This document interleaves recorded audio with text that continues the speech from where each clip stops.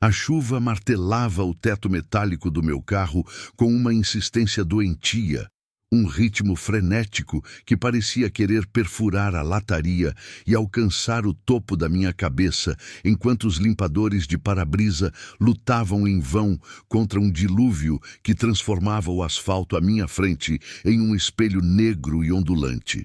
Eram exatamente 3h14 da madrugada.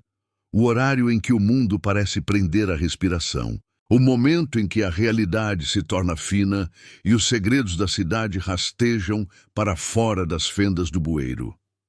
Eu trabalho como motorista de aplicativo há 5 anos, tempo suficiente para acreditar que já tinha visto de tudo. Bêbados inconvenientes, casais em chamas, criminosos silenciosos e almas perdidas que só precisavam de um ouvido atento para desabafar suas mágoas. Mas nada, absolutamente nada no meu histórico de milhares de corridas poderia ter me preparado para o que aconteceu naquela terça-feira de neblina espessa.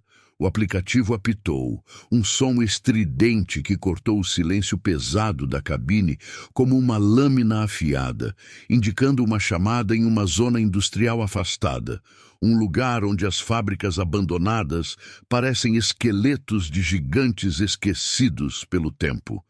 Eu deveria ter cancelado. Eu deveria ter seguido meu instinto, que gritava para eu voltar para casa e me trancar sob os lençóis. Mas a necessidade financeira é uma mordaça cruel que nos obriga a ignorar o medo. Aceitei a viagem. Enquanto eu dirigia em direção ao ponto de embarque, a iluminação pública tornava-se cada vez mais escassa. As lâmpadas de sódio piscavam com uma luz alaranjada moribunda, projetando sombras longas e distorcidas que pareciam dançar na periferia da minha visão.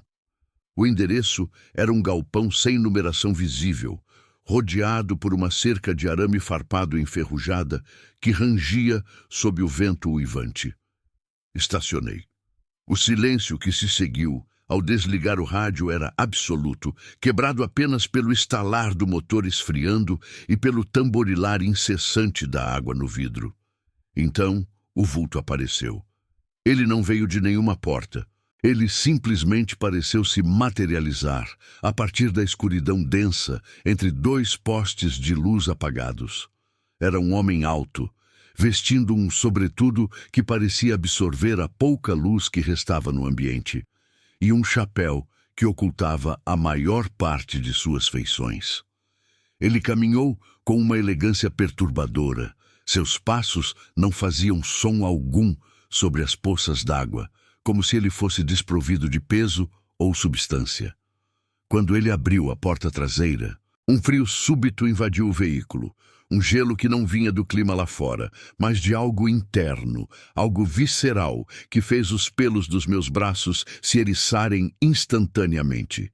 Ele se acomodou no banco de trás, e o cheiro que o acompanhava era uma mistura nauseante de terra molhada e ozônio, algo que lembrava um cemitério após uma tempestade elétrica. Eu pigarreei, tentando manter a fachada de profissionalismo, enquanto minhas mãos apertavam o volante com tanta força que meus nós dos dedos ficaram brancos. "Boa noite", eu disse, minha voz saindo um pouco mais trêmula do que eu gostaria. "O destino é o setor sul, correto?" Houve um silêncio que pareceu durar uma eternidade, um vácuo de som onde eu podia ouvir as batidas descompassadas do meu próprio coração martelando contra as minhas costelas. E então ele falou. A voz era baixa, arrastada, como se as palavras estivessem sendo moídas por pedras antes de serem expelidas. "Não precisa se preocupar com o GPS hoje, Arthur Guilherme de Alencar. Eu sei exatamente para onde estamos indo e, mais importante, eu sei exatamente quem você é." O ar saiu dos meus pulmões de uma vez só. Ele não disse apenas o meu nome de exibição no aplicativo. Ele disse meu nome completo, o nome que consta na minha certidão de nascimento, o nome que eu não uso há anos, desde que tentei deixar meu passado para trás naquela cidade pequena no interior do estado. Senti um suor frio escorrer pelas minhas têmporas. Como ele poderia saber? Olhei pelo retrovisor, tentando desesperadamente captar um vislumbre de seu rosto, mas a escuridão no banco de trás era absoluta, como se ele estivesse envolto em um casulo de sombras que a luz interna do carro se recusava a penetrar. Tentei racionalizar. Talvez fosse um conhecido antigo, alguém da escola, um vizinho de infância que eu não reconhecia devido ao tempo e à iluminação precária. Mas a sensação de perigo que emanava dele era tão potente que meu cérebro reptiliano me ordenava a abrir a porta e correr para a escuridão, preferindo enfrentar os perigos da rua do que permanecer naquele espaço confinado com aquela presença. Como você sabe o meu nome? Perguntei, tentando manter o tom firme, mas falhando miseravelmente. O passageiro inclinou-se ligeiramente para a frente e, por um breve e terrível segundo, vi o brilho de seus olhos no espelho. Não eram olhos humanos. Eram duas fendas de um amarelo pálido e doentio que pareciam brilhar com uma inteligência antiga e malevolente. Eu sei de muitas coisas, Arthur. Sei daquela tarde de verão em 1998, perto do rio, quando você e seu irmão encontraram aquela caixa enterrada sob o carvalho velho. Sei o que você prometeu naquela noite e sei que você nunca cumpriu sua palavra. Senti um baque no estômago. Aquela memória era algo que eu havia enterrado nas profundezas da minha consciência. Um segredo que eu nunca contei a ninguém, nem mesmo à minha esposa ou aos meus terapeutas. Era um pacto de infância, algo que eu tinha convencido a mim mesmo que era apenas imaginação fértil de criança, mas a precisão das suas palavras era como um soco na realidade. O carro parecia estar ficando menor, o oxigênio parecia estar sendo consumido por aquela criatura atrás de mim. Comecei a dirigir, não porque ele mandou, mas porque o movimento era a única coisa que me impedia de desabar em um ataque de pânico total. As ruas que eu conhecia tão bem começaram a parecer diferentes. As placas de sinalização estavam em branco ou escritas em caracteres que meus olhos não conseguiam decifrar. A cidade, sob o comando silencioso daquele passageiro, estava se transformando em um labirinto de pesadelo. Cada vez que eu tentava entrar em uma avenida movimentada, o volante parecia girar por conta própria, me forçando a entrar em becos cada vez mais estreitos e escuros. "O que você quer?" gritei finalmente, a adrenalina superando o terror por um instante. "Se é dinheiro, leve tudo. O carro, meu celular, minha carteira, só me deixe sair daqui." Uma risada seca e sem vida ecoou pelo habitáculo, um som que lembrava o quebrar de ossos secos. "Dinheiro é uma preocupação dos vivos, Arthur, e você está tão perto de deixar de ser um deles que sua preocupação é quase tocante. Não estou aqui pelo seu ouro. Estou aqui pela dívida que foi assinada com sangue e esquecida com conveniência." Ele começou a narrar detalhes da minha vida com uma precisão cirúrgica. Ele falou sobre a marca de nascença que eu tenho nas costas, a cicatriz no meu joelho esquerdo, as palavras exatas que minha mãe sussurrou no meu ouvido antes de falecer no hospital. Ele sabia dos meus medos mais profundos, da minha fobia de lugares fechados, da minha culpa sufocante por erros que eu pensava terem sido varridos pelo tempo. A cada revelação, eu sentia como se ele estivesse descascando a minha alma, deixando meus nervos expostos. Onde quer que olhássemos, o cenário lá fora se degradava. Os prédios pareciam derreter como cera. As janelas eram olhos negros que nos observavam passar. Eu não estava mais em São Paulo ou em qualquer lugar mapeado por satélites. Eu estava em um não-lugar, um purgatório de asfalto e neblina, onde o passageiro era o único guia e eu era o prisioneiro em meu próprio veículo. A tensão escalou a um ponto insuportável quando ele mencionou a caixa de madeira novamente. "Você se lembra do que estava lá dentro? Não lembra, Arthur? o objeto que vocês juraram proteger, o artefato que exigia uma vigilância eterna. Você o abandonou. Você o vendeu por uma vida de mediocridade e esquecimento. Mas o que foi tirado da terra exige o seu retorno. O carro subitamente parou, os pneus cantando no asfalto molhado mesmo sem eu ter pisado no freio. O painel eletrônico do veículo começou a falhar, os números do velocímetro girando loucamente, as luzes de advertência piscando em um código Morse frenético e aterrorizante. O rádio ligou sozinho, emitindo uma estática branca que gradualmente se transformou em vozes. Vozes que eu reconheci como sendo de pessoas que eu já tinha perdido.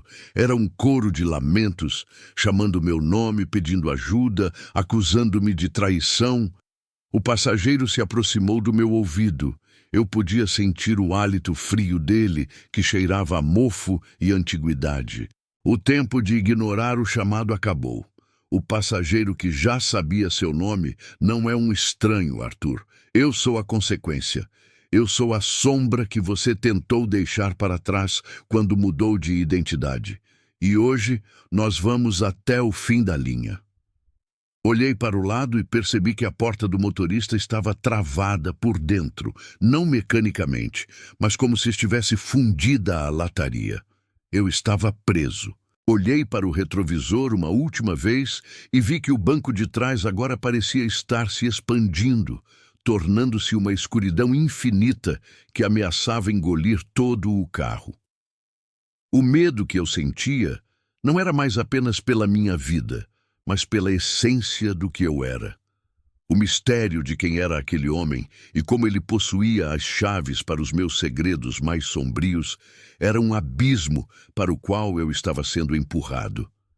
Neste momento, a chuva parou tão subitamente quanto começou, deixando um silêncio ainda mais assustador. O passageiro colocou uma mão no meu ombro.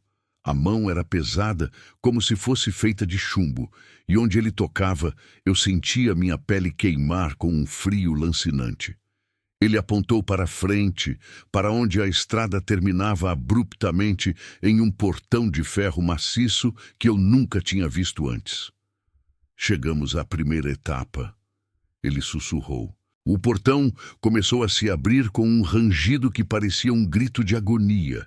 Eu sabia que se cruzasse aquele limiar, a vida que eu conhecia terminaria para sempre. Mas eu não tinha escolha.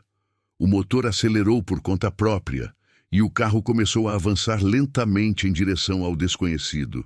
O terror era absoluto, mas no fundo, uma curiosidade mórbida e doentia começava a surgir. Quem era ele? O que havia na caixa? E por que o meu nome soava tão diferente quando pronunciado por ele, como se fosse uma sentença de condenação eterna?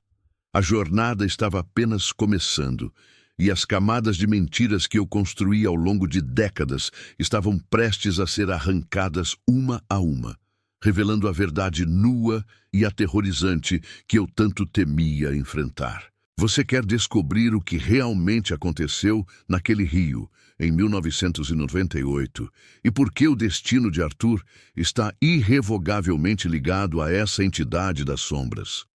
Acompanhe a continuação desta descida ao abismo na parte 2, onde os segredos enterrados começarão a emergir com uma força devastadora e o verdadeiro rosto do passageiro será finalmente revelado sob a luz fria do julgamento. Não feche os olhos, pois a escuridão conhece o seu nome também. Aguarde a próxima parte desta narrativa visceral e angustiante. O silêncio que se seguiu ao momento em que ele pronunciou meu nome não foi um silêncio comum. Não era a ausência de ruído, mas sim uma massa densa e física que parecia preencher cada centímetro cúbico do interior do meu carro, comprimindo o oxigênio e transformando o ato de respirar em uma tarefa laboriosa. Meus dedos, antes relaxados sobre o couro desgastado do volante, agora apertavam a borda circular com uma força tal que as juntas dos meus dedos ficaram brancas, quase transparentes sob a luz intermitente dos postes que passavam como sentinelas fantasmagóricas pela janela. Eu não ousei olhar pelo retrovisor imediatamente. Havia algo na cadência daquela voz, uma vibração que parecia não vir de cordas vocais humanas, mas de algo muito mais antigo e profundo, algo que ressoava dentro da minha própria caixa torácica. Como ele poderia saber meu nome se o aplicativo estava exibindo um perfil genérico e eu nunca, em centenas de corridas, tinha me dado ao trabalho de me apresentar? A dúvida começou a corroer minha sanidade, instalando um pânico gélido que subia pela minha coluna como formigas de gelo. O asfalto à frente parecia se esticar, a estrada tornando-se um corredor infinito de sombras e luzes amareladas, e a sensação de estar sendo observado por algo que não pertencia a este plano de existência tornava-se insuportável. A atmosfera dentro do veículo mudou drasticamente. O ar-condicionado, que antes soprava uma brisa amena, agora expelia um ar gélido e com cheiro de terra úmida, de flores apodrecidas em um velório esquecido. Eu podia ouvir a respiração dele. Não era uma respiração rítmica, mas um som seco, como o de folhas secas sendo esmagadas sob pés pesados, um som que parecia contar os segundos da minha própria vida. Finalmente, com o coração martelando contra as costelas de forma tão violenta que eu temia que ele fosse explodir, meus olhos foram atraídos pelo espelho retrovisor central. O que eu vi não foi um homem comum. O passageiro estava sentado exatamente no meio do banco traseiro, a postura perfeitamente ereta, as mãos repousando sobre os joelhos de uma forma artificialmente imóvel. Suas feições estavam mergulhadas na penumbra, mas seus olhos, aqueles olhos pareciam captar toda a luz escassa do ambiente e refleti-la em um brilho vítreo, predatório. Ele não piscou. Ele apenas inclinou levemente a cabeça para o lado, um movimento que me lembrou um pássaro observando um inseto antes de dar o bote fatal. Ele começou a falar novamente, e desta vez não foi apenas o meu nome que saiu daquela boca invisível na escuridão. Ele começou a recitar detalhes que eu tinha enterrado tão fundo na minha memória que até eu mesmo duvidava de sua existência. Ele falou sobre a cicatriz que eu tenho na base da nuca, escondida pelo cabelo, resultado de uma queda de bicicleta quando eu tinha 7 anos. Em um dia de verão, onde o cheiro de asfalto quente era exatamente igual ao de agora. Ele descreveu a cor do vestido que minha mãe usava no dia em que ela foi embora, um azul desbotado com pequenas flores brancas, e o som exato da porta batendo pela última vez. Cada palavra dele era como um bisturi, cortando camadas de segredos, expondo minha vulnerabilidade diante de um estranho que não deveria saber nada sobre mim. A voz dele era uma melodia monocórdica, desprovida de qualquer emoção humana, o que tornava tudo ainda mais aterrorizante. Eu tentei falar. Tentei perguntar quem ele era e como sabia de tudo aquilo. Mas minha garganta estava fechada, obstruída por um nó de puro pavor.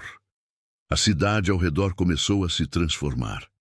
As ruas que eu conhecia como a palma da minha mão, as esquinas onde eu costumava pegar passageiros todas as noites, os prédios familiares, tudo começou a se distorcer.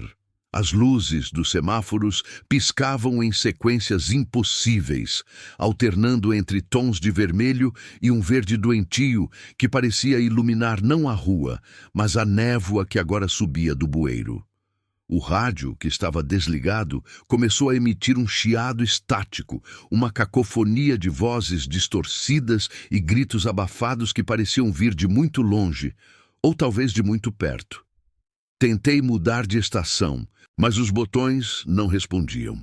O volume aumentava gradualmente, uma pressão sonora que fazia meus ouvidos doerem, enquanto o passageiro continuava seu monólogo sombrio, ignorando o caos auditivo que tomava conta da cabine. Ele falou sobre o erro que cometi há 3 anos. Aquele segredo que eu nunca contei a ninguém. O rosto daquela pessoa que eu vi no acostamento em uma noite chuvosa e não parei para ajudar. Como ele poderia saber disso? Eu não havia contado nem para o meu reflexo no espelho. O medo, em sua forma mais pura, é paralisante, mas também é um catalisador para uma percepção hipertrofiada. Eu notava cada detalhe do interior do carro, de uma maneira que nunca havia notado antes. As fibras do tecido do banco do passageiro pareciam se mover, como se fossem milhares de minúsculos vermes tecendo uma teia ao meu redor. O cheiro de decomposição ficava mais forte, saturando o ambiente a ponto de eu sentir o gosto amargo na língua. Eu queria frear, queria abrir a porta e correr para o meio da escuridão lá fora. Mas minhas pernas estavam pesadas, coladas ao chão do carro, como se tivessem sido fundidas ao metal. O carro parecia ter ganhado vontade própria, mantendo uma velocidade constante e assustadora, deslizando por ruas que agora pareciam labirintos de concreto e sombras sem fim. Eu não era mais o motorista. Eu era apenas um observador cativo em minha própria máquina, um espectador de um pesadelo que se desenrolava em tempo real. O passageiro então se inclinou para a frente. O movimento foi lento, calculado, e eu senti o calor gélido, se é que tal contradição pode existir, emanando de seu corpo. Ele colocou uma mão no encosto do meu banco. Eu não vi a mão claramente, mas a pressão que ela exerceu fez o estofamento ranger sob o peso de algo que não parecia ser feito de carne e osso. Ricardo, ele repetiu, e o som do meu nome agora carregava um peso de condenação. Você acha que pode fugir do que você é apenas dirigindo no escuro? Você acha que a noite é um esconderijo, mas ela é, na verdade, o seu verdadeiro reflexo. Ele riu então, um som seco e sem alegria que ecoou pelas paredes do carro, misturando-se à estática do rádio. Eu olhei para o GPS no painel, esperando encontrar alguma rota de fuga, algum sinal de que eu ainda estava no mundo real. Mas a tela estava preenchida por um mar de pixels vermelhos que formavam o que parecia ser um mapa de veias e artérias, pulsando em um ritmo macabro. O destino final não era mais um endereço físico, mas uma coordenada que apontava para o nada absoluto. A cada quilômetro percorrido, a realidade parecia se desfiar ainda mais. As janelas do carro começaram a ficar embaçadas por dentro, mas o vapor não era água. Era uma substância cinzenta e espessa que formava padrões que lembravam rostos em agonia. Eu limpei o vidro com a mão em um gesto desesperado para manter a visibilidade, e o que vi lá fora me fez desejar nunca ter olhado. Não havia mais cidade, não havia mais casas, postes ou outras almas vivas. Estávamos viajando por um deserto de cinzas, sob um céu que não tinha estrelas, apenas uma escuridão opaca e sufocante. O passageiro agora estava tão perto que eu podia sentir sua presença logo atrás da minha orelha esquerda. Ele começou a sussurrar nomes. Nomes de pessoas que eu conheci, nomes de pessoas que eu esqueci e nomes de pessoas que eu ainda iria conhecer. Cada nome vinha acompanhado de uma data e uma causa de morte. Ele estava recitando o livro dos mortos, e eu era o seu público cativo, preso em um cubículo de metal e vidro em alta velocidade. A tensão dentro do carro atingiu um ponto de ruptura. Eu sentia como se minha pele estivesse ficando fina demais, como se meus nervos estivessem expostos ao ar frio. A necessidade de gritar era imensa, mas o som morria no fundo da minha alma. Eu comecei a questionar se eu ainda estava vivo. Talvez o acidente que ele mencionou não tivesse sido evitado. Talvez eu estivesse em algum tipo de purgatório rodoviário, condenado a dirigir para sempre com esse passageiro que sabia tudo sobre mim. Mas a dor física nos meus dedos e o suor frio que escorria pelo meu rosto eram reais demais. O passageiro estendeu o braço e eu vi, pela visão periférica, algo que parecia uma mão, mas com dedos longos demais, finos demais. terminando em pontas que raspavam suavemente o painel do carro, deixando sulcos profundos no plástico. O barulho do arranhão era como unhas no quadro negro, um som que penetrava no meu cérebro e arrancava qualquer vestígio de lógica. Você se lembra do cheiro da chuva naquela noite, Ricardo? Ele perguntou, e sua voz agora parecia estar vindo de todos os lados ao mesmo tempo. Você se lembra do brilho nos olhos daquela criança antes de você desviar o olhar? Eu não queria lembrar. Eu lutei contra as imagens que inundavam minha mente, flashes de luzes azuis e vermelhas, o som de metal se retorcendo, o grito abafado que eu ignorei. Ele estava puxando todas as minhas culpas para a superfície, transformando o interior do carro em uma sala de interrogatório psicológica onde não havia advogado de defesa, apenas o juiz e o carrasco sentados no banco de trás. O carro deu um solavanco, como se tivéssemos passado por cima de algo grande e sólido, mas não havia nada na estrada deserta. O motor começou a gemer, um som de metal sendo moído, e o painel começou a soltar uma fumaça negra e com cheiro de enxofre. O passageiro, então, fez algo que eu não esperava. Ele tocou meu ombro. O toque foi leve, mas senti como se um bloco de gelo seco tivesse sido pressionado contra minha pele. O frio se espalhou instantaneamente pelo meu braço, paralisando meus músculos. Eu perdi o controle da direção por um segundo, o carro zigue-zagueando perigosamente pelo que deveria ser a pista. "Não pare agora", ele sussurrou, e sua voz estava carregada de uma antecipação maligna. "Estamos quase lá." "Quase onde?" Eu finalmente consegui articular, minha voz soando como um guincho patético de um animal ferido. Ele não respondeu com palavras, mas apontou para a frente. Ao longe, no horizonte inexistente daquele deserto de sombras, uma luz começou a brilhar. Não era uma luz de esperança, mas um clarão vermelho profundo, como o interior de uma fornalha ou o brilho de um olho gigantesco esperando para ser alimentado. A velocidade do carro começou a aumentar, sem que eu pisasse no acelerador. O ponteiro do velocímetro subia freneticamente, ultrapassando os limites de segurança, entrando em uma zona onde o motor parecia que ia se despedaçar a qualquer momento. Eu tentei puxar o freio de mão, mas a alavanca estava travada, rígida como se fizesse parte do próprio chassi do veículo. O passageiro começou a rir de novo, e desta vez o som era uma sinfonia de deboche e triunfo. Ele sabia que eu estava encurralado. Ele sabia que não havia para onde correr. O espaço dentro do carro parecia estar diminuindo, as portas se fechando sobre mim, o teto baixando lentamente. Eu estava sendo esmagado pela presença dele e pela realidade que estava se colapsando ao meu redor. Cada detalhe do meu passado que ele mencionava parecia se materializar no banco do passageiro ao meu lado. Objetos perdidos, fotos rasgadas, o peso das escolhas erradas que eu fiz ao longo da vida. Era como se meu carro tivesse se tornado um museu das minhas falhas, e ele fosse o guia sinistro dessa exibição macabra. A luz vermelha à frente estava ficando maior, mais brilhante, consumindo a escuridão. Eu podia sentir o calor agora, um calor seco que fazia meus olhos arderem e minha pele estalar. O cheiro de queimado era insuportável, uma mistura de borracha derretida e carne chamuscada. O passageiro se inclinou ainda mais, seu rosto agora quase tocando o meu. Pela primeira vez, eu vi uma parte de sua face sob a luz carmesim que vinha de fora.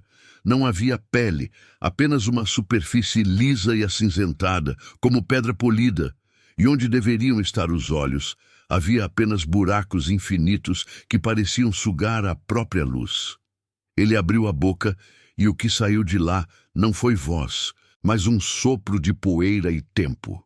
"O fim é apenas o começo da viagem, Ricardo", ele disse, e cada palavra era uma pedra caindo em um poço sem fundo. Eu fechei os olhos esperando pelo impacto, esperando pelo momento em que o metal se tornaria meu caixão, mas o impacto não veio. Em vez disso, senti uma sensação de queda livre, como se o carro tivesse saltado de um penhasco para dentro do vazio absoluto. Se você quer saber o que acontece quando as rodas finalmente param de girar e a verdadeira face do passageiro é revelada, você precisa me seguir até o capítulo final desta jornada sombria. O destino nos aguarda na parte 3. O ar dentro do carro tornou-se subitamente tão denso que cada inspiração parecia um esforço hercúleo, como se eu estivesse tentando tragar gelatina industrial saturada de poeira e estática. Eu não conseguia mais desviar os olhos do retrovisor, onde os olhos daquele homem, ou do que quer que estivesse ocupando aquele espaço físico no meu banco traseiro, brilhavam com uma luminescência doentia, um tom de amarelo icterícia que parecia queimar a própria retina de quem ousasse encará-lo por muito tempo. O silêncio que se seguiu à sua última revelação sobre minha infância não era apenas a ausência de som. Era uma presença física, uma massa amorfa que pressionava meus tímpanos até que eles começassem a latejar em uníssono com o meu coração disparado. Eu sabia, com uma certeza visceral que emanava do fundo da minha medula, que a viagem não terminaria em nenhum endereço registrado em qualquer mapa GPS convencional e que o passageiro atrás de mim não era um estranho que por acaso sabia meu nome, mas sim a personificação de cada segredo apodrecido que eu tentei enterrar sob camadas de negação e rotina urbana. Minhas mãos, agora brancas e trêmulas sobre o volante de couro sintético, pareciam pertencer a outra pessoa, um estranho que assistia ao próprio fim através de uma tela embaçada. O segundo gancho daquela noite de horror cravou-se na minha carne quando o motor começou a falhar, um som de metal sendo mastigado por metal, enquanto o painel do carro piscava em códigos que eu não reconhecia, números e letras se fundindo em símbolos arcaicos e grotescos. Eu estava preso em uma caixa de metal a 80 quilômetros por hora, e o homem que sabia meu nome começou a rir, um som seco e desprovido de qualquer alegria, que lembrava o deslizar de uma faca sobre uma pedra de amolar. Ele não precisava mais fingir civilidade. A máscara de passageiro casual tinha caído completamente, revelando uma bocarra que parecia conter mais dentes do que a anatomia humana permitiria. Sombras se alongando de seus ombros como asas atrofiadas de um anjo caído na sarjeta da existência. Estávamos agora em um trecho da estrada que eu conhecia bem, ou ao menos pensava conhecer. Mas as árvores ao lado da rodovia tinham se transformado em silhuetas contorcidas, braços esqueléticos implorando por um perdão que nunca viria. O asfalto parecia pulsar sob os pneus, uma artéria negra transportando o veneno do meu medo. O conflito não era mais sobre como expulsá-lo do carro, mas sobre como sobreviver à verdade que ele estava prestes a cuspir na minha cara. Uma verdade que eu mantinha trancada atrás de portas de ferro na minha psique há exatos 10 anos. Eu tentei pisar no freio, mas o pedal afundou até o assoalho sem oferecer resistência, como se o carro tivesse decidido que a única direção possível era o abismo que se abria à nossa frente. Um vácuo faminto que aguardava o payoff final de uma vida de omissões. Cada loop aberto nas nossas conversas anteriores começou a se fechar com a violência de uma armadilha de urso. Você se lembra da chuva, não lembra, Lucas? Ele perguntou, e sua voz não vinha mais de trás. Ela ressoava dentro da minha própria caixa craniana, vibrando contra meus dentes. A chuva daquela noite, 10 anos atrás, a noite em que o asfalto estava tão escorregadio quanto o caráter de um homem em fuga. Eu tentei fechar os olhos, mas a imagem estava projetada no para-brisa. O vulto atravessando a pista, o impacto surdo que não quebrou apenas os faróis, mas algo dentro de mim, e o modo como eu não parei, como eu acelerei e deixei para trás um corpo que se tornaria apenas uma nota de rodapé esquecida nos jornais locais. O passageiro se inclinou para a frente, seu hálito agora cheirando a terra molhada e decomposição. O cheiro exato da vala onde aquela vítima foi encontrada semanas depois. A progressão daquela viagem era uma escalada rítmica em direção à loucura. Cada quilômetro percorrido era uma camada da minha sanidade sendo descascada como pele queimada de sol. O rádio, que antes emitia apenas estática, começou a tocar uma música distorcida, uma canção de ninar que minha mãe cantava, mas as letras tinham sido alteradas para descrever o processo de putrefação de um corpo humano. Eu gritei, um som primal que rasgou minha garganta, mas o passageiro apenas aumentou o volume com um gesto de seus dedos longos e cinzentos. O destino final não é o aeroporto, Lucas. Nunca foi. O destino é o ponto exato onde você decidiu que a sua vida valia mais do que a dele. Ele sibilou, e eu senti o carro ser puxado para o acostamento por uma força magnética irresistível. Os pneus gritando em protesto, enquanto o metal da lataria começava a se retorcer, como se estivesse sendo espremido por mãos gigantescas e invisíveis. No meio desse caos sensorial, um segundo reengajamento com o terror absoluto aconteceu quando olhei novamente para o banco de trás e vi que ele não estava mais sentado. Ele estava se fundindo ao estofamento, seu rosto emergindo do tecido, seus olhos se multiplicando até que o interior do carro fosse uma tapeçaria de orbes amarelos me julgando. Eu estava cercado por ele. Eu estava dentro dele. O clímax se manifestou não como uma explosão, mas como uma revelação fria e cortante. O passageiro não era um fantasma vindo de fora. Ele era a externalização da minha própria culpa. Um parasita metafísico que se alimentou do meu silêncio por uma década e que agora tinha crescido o suficiente para me devorar por inteiro. A grande revelação não era quem ele era, mas o que eu tinha me tornado ao carregar aquele segredo. Um receptáculo oco, uma carcaça que apenas dirigia em círculos, tentando escapar de uma estrada que sempre levava ao mesmo lugar. O carro parou bruscamente diante de um velho carvalho à beira da estrada. O mesmo carvalho que ainda exibia as cicatrizes de um impacto antigo, marcas de tinta de um carro que nunca deveria ter estado lá. O motor morreu com um último suspiro metálico.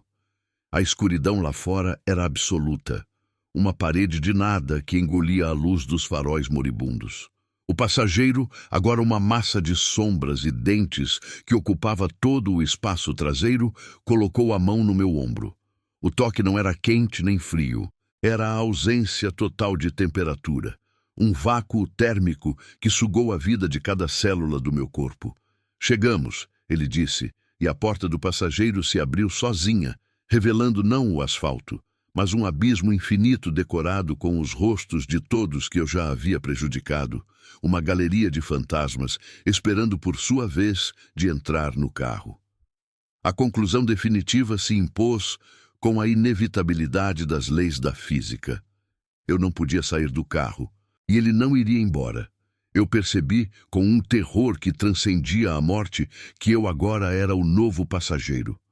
Meus dedos começaram a se alongar, minha pele a assumir aquele tom cinzento de mármore funerário, e minha voz se transformou naquele sussurro de estática e agonia. O homem que antes estava no banco de trás agora ocupava o banco do motorista, mas ele não tinha mais um rosto. Ele era apenas um espaço vazio onde a minha antiga vida costumava habitar. Ele ligou o motor, que agora rugia com a força de 1000 almas em tormento, e engatou a marcha. Íamos começar tudo de novo, mas desta vez eu seria aquele que sussurra o nome do motorista, aquele que conhece cada pecado escondido sob o tapete da consciência, aquele que aguarda no banco de trás até que o próximo culpado aceite uma corrida que não tem volta.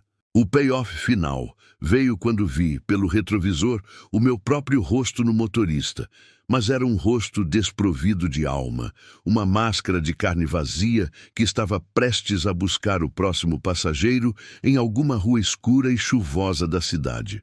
O ciclo estava fechado, a dívida paga com a eternidade de uma viagem sem destino. O carro deslizou de volta para a estrada, desaparecendo na neblina que nunca se dissipa, tornando-se apenas mais uma lenda urbana sobre o Uber que nunca chega ao seu destino, sobre o motorista que conversa sozinho e sobre o passageiro que sabe segredos que nem a própria vítima se atreve a lembrar. O silêncio voltou a reinar, mas era um silêncio faminto, um silêncio que agora tinha o meu nome gravado em cada partícula de ar. Eu sou agora a sombra que se projeta no seu retrovisor quando você dirige tarde da noite por estradas desertas. Eu sou aquele calafrio que sobe pela sua espinha quando você percebe que a rota do GPS mudou para um lugar que você não reconhece. Eu sei o seu nome. Eu sei o que você fez naquelas noites em que pensou estar sozinho. Eu estou sentado logo atrás de você, esperando apenas o momento certo para inclinar o meu rosto e sussurrar no seu ouvido que a viagem está apenas começando. E não adianta acelerar, não adianta rezar, pois cada quilômetro que você percorre me traz mais perto da sua nuca, mais perto de arrancar de você a confissão que você jurou levar para o túmulo. O túmulo, afinal, é apenas um porta-malas maior para quem não tem para onde fugir. Se você já sentiu uma presença estranha no banco de trás do seu carro, se já viu um par de olhos amarelos te encarando pelo espelho quando as luzes da cidade ficam para trás, ou se simplesmente sente que alguns segredos são pesados demais para serem carregados sozinho, conte sua história nos comentários. Compartilhe este relato com aqueles que acham que a estrada é segura e que o passado fica para trás no retrovisor. Siga para mais crônicas do lado sombrio da existência e lembre-se, na próxima vez que você aceitar um passageiro que já sabe o seu nome, certifique-se de que a sua consciência está limpa, ou você poderá descobrir que o destino final é muito mais próximo e aterrorizante do que qualquer endereço no mapa. A noite é longa. A estrada é infinita e eu ainda estou aqui, esperando pela próxima alma corajosa o suficiente para ligar o motor.